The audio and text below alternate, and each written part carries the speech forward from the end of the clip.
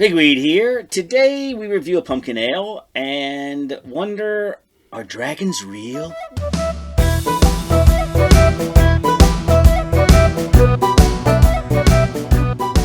Okie dokie, gentlemen. See you. Longinus. All right. right. Longinus is How here. about some beer and I think conversation? that's a great idea. So, I got this just straight down the line pumpkin ale from Sam Adams. Well, that makes sense. It's October. It's so October. That's right. Okay, so what's on your mind? Well, when we did, when we discussed Beowulf. Yeah. So first off, we don't really know what Grendel's mom are. They're just kind of monstery creatures. Yeah. However, after Beowulf defeats them, he goes back to his homeland where he's king, and his life is not over yet. He rules for like 50 years, and then he's like, "Dang on it, now I got to go kill a dragon." Yeah. And we talked about dragons a little bit. It's like, that would have been a great show to do at the time, and I said, but let me just save it for Halloween when we talk about monsters and scary things. Okay, so now it's close to Halloween. It's close to Halloween. It's October. We're drinking pumpkin beers. It's scary time, and we're talking about scary dragons. All right. And not until we drink this delicious beer. What the heck do we have here? So this is Samuel Adams Jacko Pumpkin Ale. Okay. And the thing about pumpkin ale is the flavor actually from the pumpkin? Or is it from the spices? So if you were just to scoop out pumpkin and boil it, stick it in the mash, and boil it without adding anything, would it taste like your understanding of pumpkin? It wouldn't taste like this. No, because pumpkin itself is a pretty bland. It's kind of squashy. Yeah. I mean, it's squash family, right? Yeah, right. So, all right. Jacko's cinnamon and nutmeg aromas recall memories of freshly baked pumpkin pie. Exactly. So it's like that's what you're tasting. We decided that the taste of pumpkin is really the taste of cinnamon and nutmeg. Pretty much. Yeah, right. Let's try it. All right. So, gentlemen, what do we have here? We got just a normal 5.5% kind of a thing going here. Samuel Adams is going to mess with you too much. Samuel Adams usually just goes right down the style. They do it exactly the way. 4.4, what we got here. Wow. 8 IBUs. That's very low bitterness. Very low bitterness. So it says wheat ale brewed with natural flavors with pumpkin and natural flavors added. You know, I'm not generally fond of pumpkin ales. Yeah. That's not bad. That's not bad. It's not too pumpkin-y. And you say pumpkin-y, but what you really mean is not too. Yeah, and I like pumpkin. Spices. I like pumpkin spice. I like in the fall putting these pumpkin creamery in my coffee. One of these days, I'm going to brew a beer and I'm going to add pumpkin, but no cinnamon, no nutmeg, none of that silliness.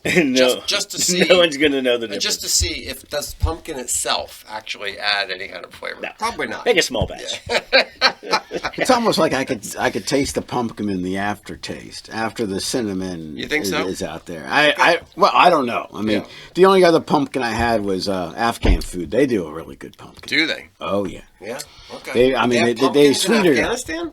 What do you know? Yeah. Well, I mean, they do it at Afghan restaurants in Baltimore. Okay, there you go. All right. Well, there you have it. All right, so dragons. So dragons, daggone it, you cannot swing a dead cat. Dragons They're everywhere. Everywhere. Yeah. So we're going to ask, what's the deal with dragons everywhere? Yeah. Have they always been the same? Are they always mean? Yeah. Are they always hoarding treasure? Right. And, but for far as I can see, I've got the earliest references, 2nd millennium BC, Mesopotamia. Can anybody beat that for earliest reference? Second Rig Veda, 1500 BC. All right. And the where? India? Yeah, that's India. The serpent in the garden is only called a serpent. It's only called a serpent, but in Revelation it refers to the serpent as the great dragon. Yes. So there's. So he grows up. So the question is the Revelation imposing the concept of dragon on the serpent, or was that the understanding from the beginning? No. We got to go back a couple millennia. We got to go back to the Greeks before we get up to the Christians. Yeah. Right. And mostly it's very sea serpenty. Mm-hmm. There's a lot. I think early on, what we think of what we project backwards on dragons was larger, scarier snakes. Yeah, so there's Marduk versus Tiamat. There's Baal versus Yam. There's Yahweh versus Leviathan, who's this great sea monster. So there's this just kind of general concept of this chaotic monster. That So where's Leviathan come from? How far back in the Bible is? Well, in Job, which might be one of the older books. So and in the Psalms, but so you do have references to Leviathan pretty far back. But we've got the dragon slayers. We've got Perseus, Jason the Argonauts. Yeah. Right. Zeus is the dragon slayer. Right. Hercules. It says Heracles. I like Hercules. What do you guys think? I'm a Hercules guy. Okay, thank you very much. He those are part of his labors. Yeah. He's got to fight these, but it's 7-headed thing. There's the Hydra. Yeah. The Hydra, right? But Hercules couldn't have done it without like his nephew, who was like burning off so the heads wouldn't grow back. Oh, I see. Because as you chop them off, they come back. Apollo was, but this is again they're very snaky. Yes, I think we don't have legs and wings. Yeah. At this point, well, right? So can I bring up the Jordan Peterson evolutionary psychology explanation? No. I want to end the whole show with that one. Right. I think that's a winner that I would like to. Okay. That's the home run. Yeah. All right. You don't want to spoil. Yeah, tease them. You said it the teaser. You gotta wait. You gotta wait for that one. But I guess you could say, right, that while you're waiting, by the way, like and subscribe and share this podcast with your friends. Nice plug. There you go. All right. Okay. I'm sorry. So I was going to say, you can say, and many or all of the great mythologies, there is always a story of a hero battling some scaly, reptilious type monster. Yeah. Right? But in the Romo-Grecan tradition, yes, because in the Romo-Grecan tradition, that creature is a monster, is evil. But in the history of dragons, that's not always the case. So yes, you're right. Like all the dragon slayers we talked about, and up through medieval, we'll find out that they are all they're foes for the hero to be the hero. Right, but even in Far East. Well, let's do that. You want to do? All right. In Far East, I mean, it's contradictory. It's dichotomous, and it's based on the older you get, the more you have the ideas of heroes slaying. Well, not the older, but in around 500 BC up to 1000 AD, you start to have the idea of the heroes killing the monster. And the monster being in China the dragon isn't necessarily a bad guy who's coming down trying to destroy the village that a hero has to come out and slay the dragon, right? And in many of the mythologies, yes, but there are other stories of the hero slaying the dragon in China. But being born in the year of the dragon is supposed to be a good thing. Right. And there's not a Chinese festival that goes on that you don't have this massive dragon. And he's not there haunting and frightening the children. Right. So what is he doing there? What is he doing in there? China, the dragon sort of evolves into sort of a powerful king type creature. They call it the king dragon.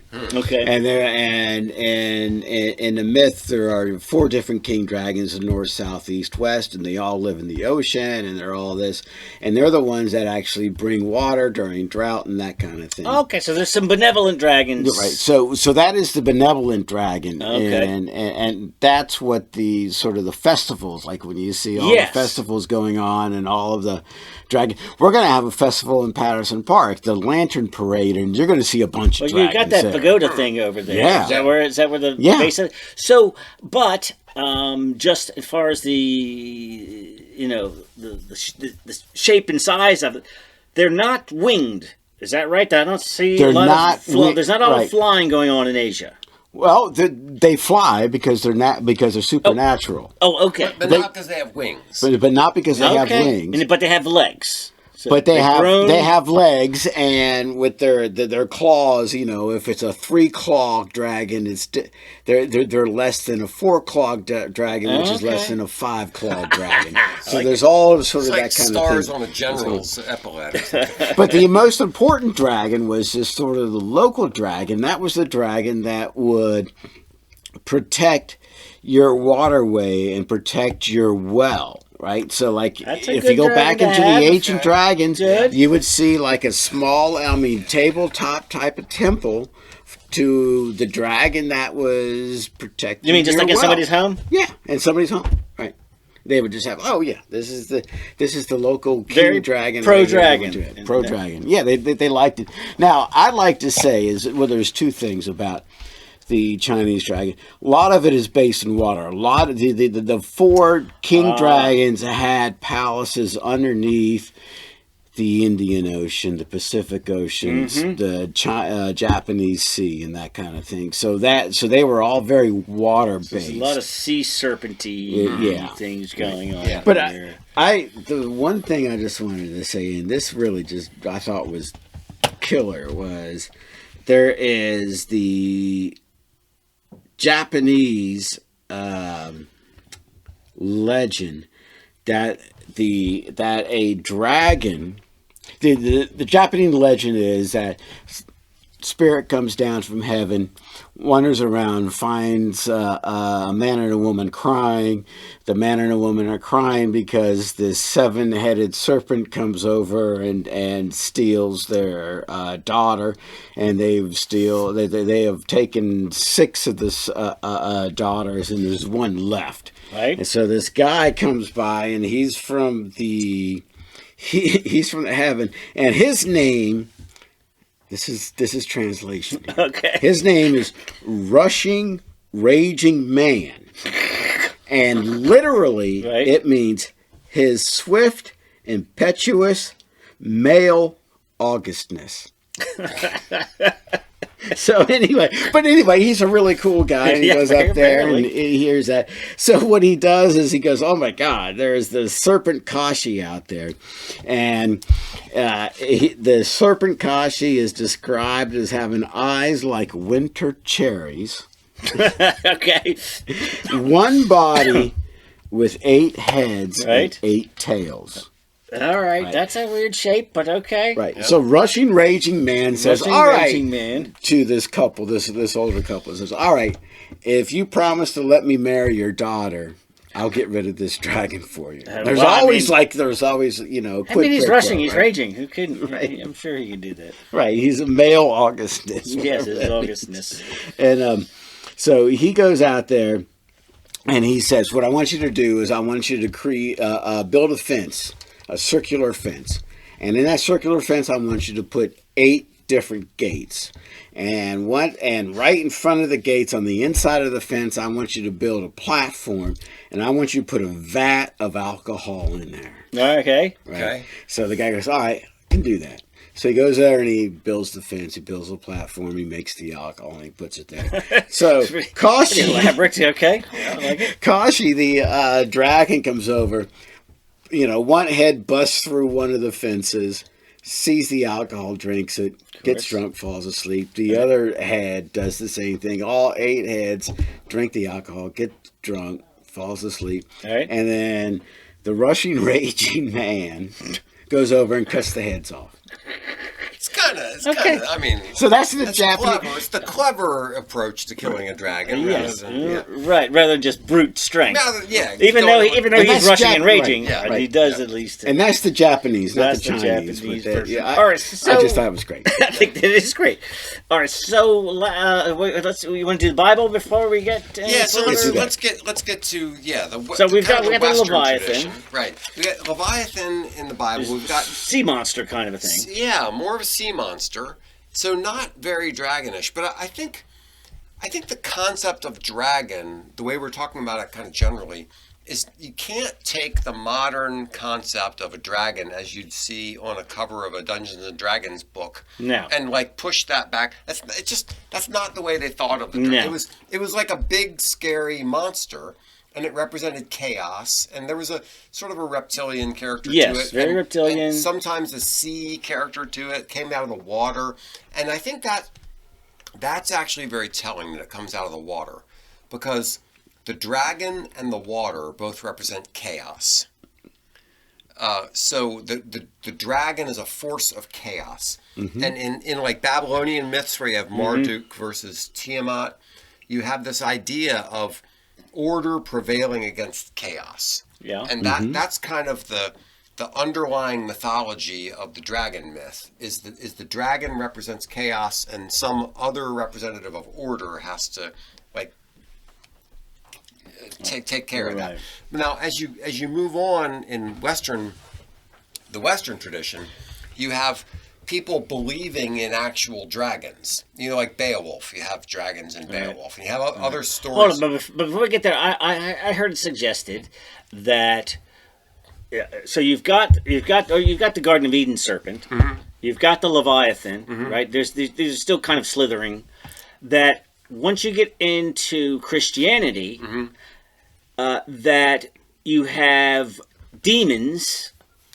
Once the dragon or the sea creature becomes demonic, he gets wings because of that angels and demons have wings, and that's where you first start to attach wings to the serpent. That's an interesting concept. And, I hadn't really thought about and that's that. why I hadn't either. Because People typically, for some reason, it's like, where did the wings come? Well, and this was his suggestion was. Well, for some reason, people picture angels with wings. I don't know why, but they do. And demons with wings. And demons with wings. And so now that we have demonized the serpent, I don't know, and then.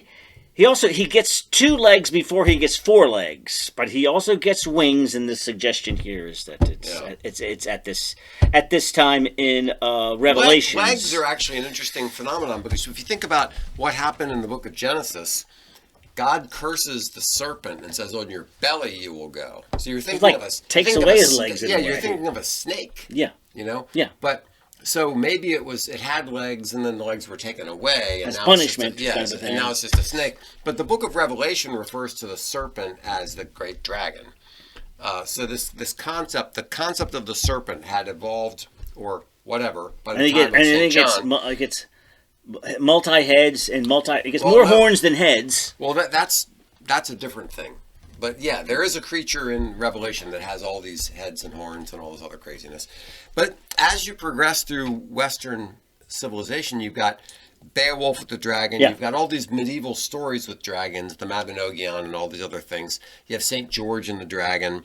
You have this concept of these dragons existing out there. And to the extent that on maps they would write, "Here be dragons," in the margins. So they kind of believed in dragons being out there in the real world as real things. I mean, you're right. They were written in historical, quote unquote, encyclopedias back in the 15th century, right? The 16th century. And I think really, as fact, or hearsay as fact. Right. And I think it's not entirely a ridiculous thing for them to think, because if you imagine, we weren't the first people to dig up dinosaur bones, you know.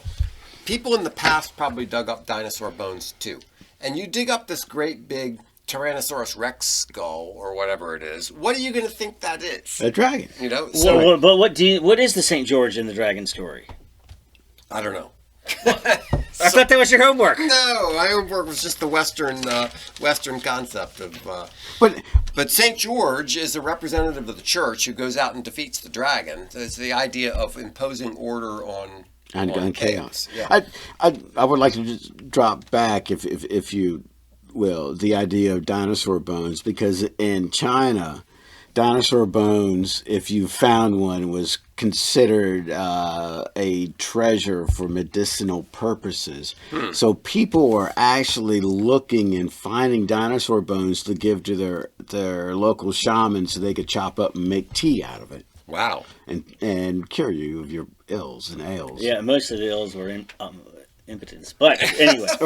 Right. So then we go through this period where dragons are considered to be actual beasts out there in the real world. And then we get, the Renaissance and naturalism and rationalism and all that, and people start questioning dragons. And there's a long period of time where dragons are just, ha, ha, ha, that's stupid. Right. But it's just, during the rationalist period too, you also have the age of voyage, right? So you all of a sudden you're starting to map out the world, and the idea of having unknown places unknown places become less and less, right? So all of a sudden you create all those places that say here be right. dragons. They're not. We went there and there weren't any dragons. The chaos is lessening geographically, becomes less and less and less. And so then the question is, why did we have such a flourishing of dragons in the 20th century? And because they're cool. So some of it was Tolkien, with The Hobbit, with Smaug, with introducing dragons back into literature. But now they're not presented as actual real things that are out there in the world. They're presented as fantasy figures that have dialogue. They have wit, they have greed, they have personality, and then that gets expanded into, with other authors like Le Guin, McCaffrey, they have additional concepts of dragons. Sometimes they're friends, sometimes they're mentors, so, all this different elaboration of the concept of dragons.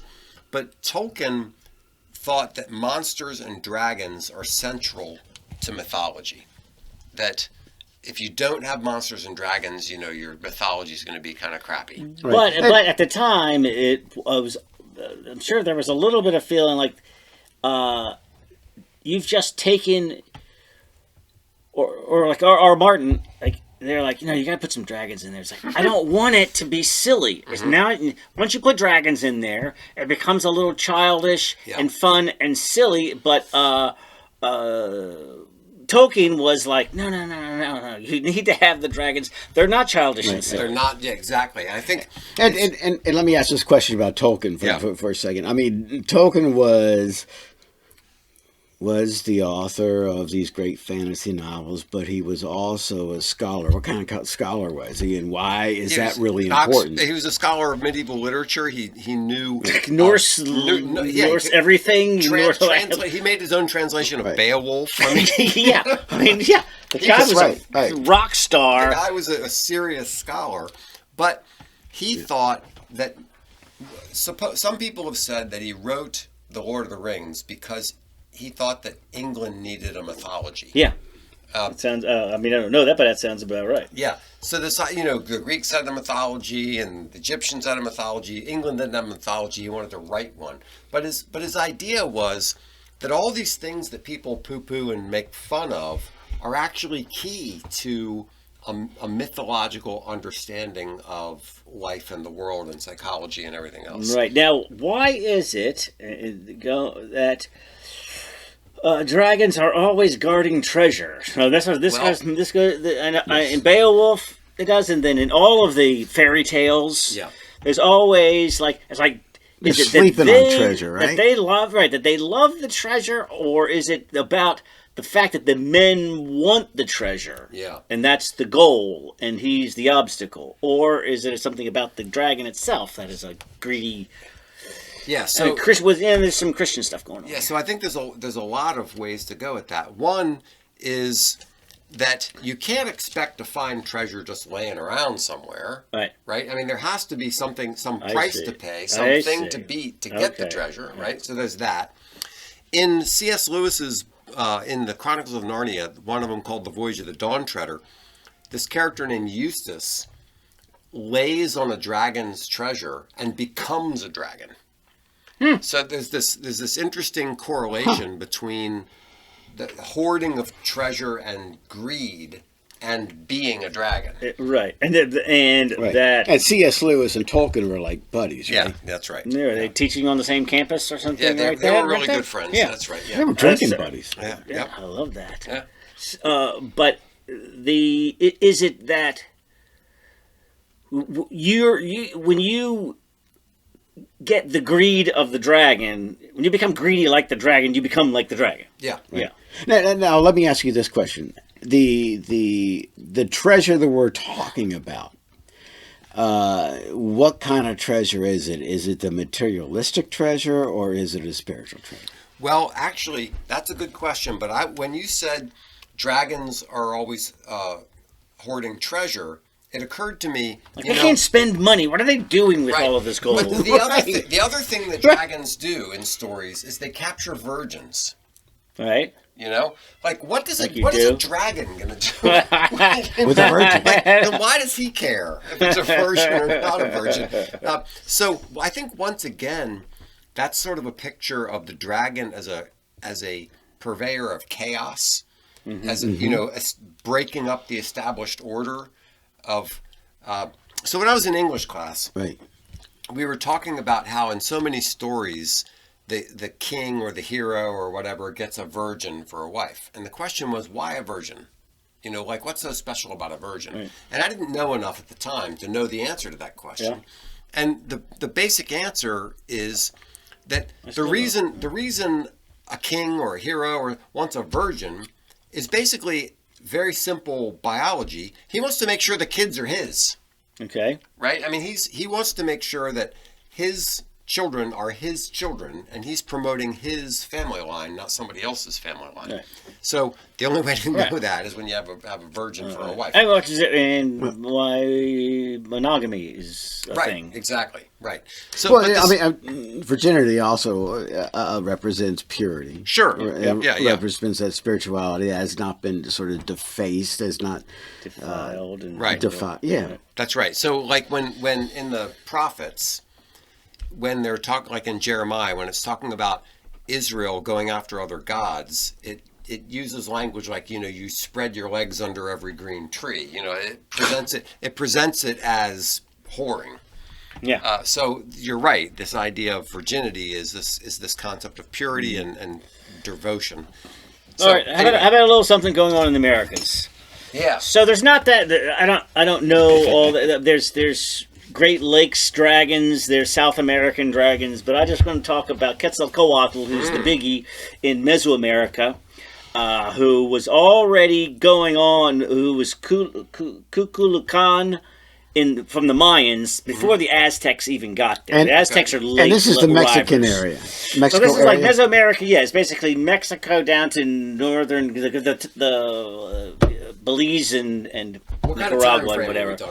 So the Mayans. So when the Mayans are done by like about the year 1000. Okay. So when the Spanish get there in 1400, they just stroll right past all of these Mayan ruins because they've been overgrown for 400 years. Yeah. So when you think of the Mayans, they're much earlier. Yeah. But with the same kind of god, when the Aztecs get to central Mexico, the city that you can go to now, Teotihuacan, has 3 major pyramids, one of them to Quetzalcoatl, and they were already there when they got there. And nobody knows where they came from. Wow. So Mexico City is in Tenochtitlan, was Tenochtitlan, which was on an island on a lake, which eventually, But and that's where they lived. This other city, it was a ceremonial city even at the time. Right now it's a tourist destination. But they'd never lived there, and they didn't build it. And nobody knows who did. But Quetzalcoatl was there. And Quetzalcoatl is the plumed serpent. Right. So it's a snake. I've got some pretty good images. It's a snake also flies, with feathers. Right? No. Doesn't No, fly? we've got images, later images, put wings on him. Okay. But originally, like, this is the drawing here. This would be like the Aztec-y kind of a drawing. Yeah, I need those so I can put them in the show so people can see this. So it's it's a snake with feathers sticking out. Now, Okay. when you go to the temple, the pyramid itself, you just get snaky faces With feathers. with feathers around the neck. Wow. These are And so these are like that's what- gargoyles on a cathedral. Yes. Why do yes. they have feathers, though? So that's what I don't know why this. So he did not interact with people. I know why. Uh, Because they're channeling 60 million years ago when dinosaurs turned into birds, and somehow they know that. I see. Yeah, somehow It they was know that. embedded That's why- into their collective unconscious. Exactly. Yes, that makes total sense. But it was like one of the major gods associated with a variety of things over time. Yeah. But not like it. It ravaged the land and was fought by the people. He wasn't like ever a foe. Yeah. In fact, he was the one who did not demand human sacrifice and was kind of opposed to it. Interesting. Yeah, but the other ones, the others were, So you say that, and we transition into the Jordan Peterson understanding of dragons. So- that's a contradiction, right? What about? No. Well, what do you mean that? Well, before we get there, the ubiquitous nature. Yeah. Like, why is it everywhere? Why is it everywhere? Well. I found out last night. I texted you guys from the Creationist channel. Yeah. They said that Okay. humans and dinosaurs live together, Sure. and therefore that's how they translated that idea to. Yeah, because if the world is only 6,000 years old, humans had to live. But you know what? It's the best explanation because I mean, if it were true, because the other explanation is, or there was no cross-cultural contamination, through all of this, or everybody just came up with the same idea at the same time on their own. That's not really a very good explanation. Yeah. So the very best one is, it's a man lived amongst dinosaurs. Although, wait a minute. Although there's the Carl Sagan, right? He popularized skepticism, then wrote a book about I forget what the name of it was, but in there he was like, no, it is part of the collective unconscious from when mammals, like, what kind of mammals were living at the same time as dinosaurs, like mice or something? I mean, nothing really serious. Mammals pretty much came about after the dinosaurs died. So there might be a little bit of overlap there, but you're talking about mice or something. You mean that existed, the collective unconscious that eventually translated itself to? I'm like, Carl, easy there. Not But reasonable. When man first came to North and South America, there were like huge sloths and huge mammals that were But around. not huge huge reptiles. But not huge You're reptiles. right. Everything was big. Like, they're like 3-foot mosquitoes, and like it's like everything was gigantic. I mean, what the heck was going on? And gosh, could you imagine even a fully grown, human being, a 5-foot human being, you're just prey. You're not really, you're not the master of the universe at the time when, when sloths and giant sloths and giant cave bears, the short-faced bear was this enormous thing. There were all kinds of really big, nasty creatures in the Americas. I'm telling you. So if it ain't, all right, if it's not the 6,000 year version, right? Then we have, as you brought up, we have dinosaur bones, Right. But there were no dinosaur bones in Scandinavia, and they have a very rich dragon culture. Right. So while it's kind of good, I mean, you're 100% like, gosh, you're running across a terrorist. I would like to bring up the flying snakes. Okay. The Asian flying snakes. And flying lizards. They're already terrifying with no legs on the ground. Right. I don't need anything. Right. There's 5 different species of flying snakes that are out into Asia, and are you being serious? Yeah. I'm being serious. Flying snakes. Well, they're gliding snakes. Okay, gliding snakes. Yeah. All Like right. So what they do is squirrel they kind of flatten out their body and they jump from tree to tree. Well, but that's enough. It's 100 meters. That's pretty scary. Yeah, so you look Walking up wall. and you see this little S thing flying to the sky, and it looks like it's way up there. You're like, oh my God, that's small. But we know small things in the sky become really big when they're on the ground. That could be part of it. So Okay. you're saying Well, that's part of the that is Yeah. sort of how they might have gotten the idea of flying Propagated serpents. it through. Flying serpents, and Yeah. and then Yeah. I we get talk about a lot of these dragons evolving from the water. Of course, there's big, huge things in the water. Yeah. Hey, who knows what's in Yeah, Even a still, whale looks frankly. like it's a reptile, right? I mean, you don't say, "Oh, that's a mammal." You say, "Oh, that's a hairless Yeah, all this beast." idea. out there. Nowadays, we think of things in these terms of mammals and reptiles and everything. People didn't have those classifications. Yeah, in the yeah. past, right. Yeah. Right. That's Right. So you've got a fear of like the sea monster thing. Yeah, I mean a giant whale takes out a large ship,